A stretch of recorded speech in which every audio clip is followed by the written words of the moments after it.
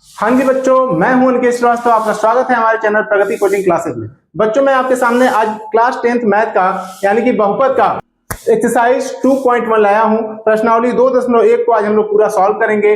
देखेंगे इसके अंदर कैसे कैसे प्रश्न हैं और उन प्रश्नों को अच्छे से टैकल करके दिखाएंगे और आपका एग्जाम अच्छे से क्वालिफाई कराएंगे। तो चलिए बिना देरी किए हम लोग प्रश्नों को देखते हैं। प्रश्न दिया है आपके पास कि किसी बहुपद के लिए y बराबर px का ग्राफ नीचे आकृति में दिया गया है। प्रत्येक स्थिति में px के शून्यकों की संख्या ज्ञात कीजिए। यदि आपने इंट्रोडक्शन पहचान की वीडियो अगर देखी होगी तो मैंने आपको पूरा उसमें बता रखा है कि शून्यकों की संख्या ग्राफ के अंदर हम लोग कैसे पहचानते हैं।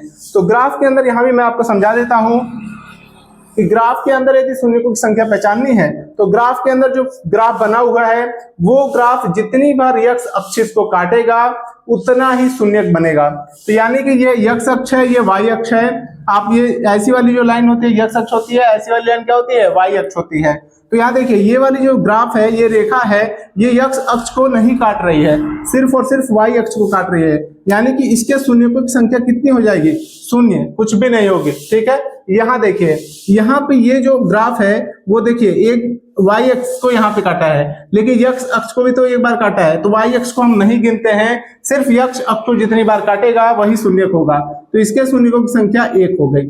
यहाँ देखते हैं तो यहाँ पे x अक्ष को 1 बार, 2 बार और ये 3 बार काटा है, यानी कि शून्यकों की संख्या कितनी हो गई, 3 हो गई। ठीक है, यहाँ देखिए यहाँ पे x अक्ष को 2 बार काटा गया है, यहाँ भी x अक्ष की संख्या कितनी हो गई, 2 हो गई। तो अब ये देखिए यहाँ पे इस फिगर में देखते हैं तो इसमें x अक्ष को 1 बार, 2 बार, 3 बार और 4 बार काटा गया, यानी कि इसके शून्यकों की संख्या कितनी है, 4 है। इसको देखिए यहाँ पे x अक्ष को 1 बार, यहाँ पे 1 बार टच किया है तो उसको भी माना जाएगा। यहाँ देखिए 1 बार और 3 बार यहाँ पे हुआ है, तो यहाँ पे शून्यकों की संख्या कितनी हो गई, 3 हो गई। तो आपको अब पता चल गया होगा कि किसी ग्राफ के अंदर शून्यकों की संख्या को हम लोग कैसे निकालते हैं।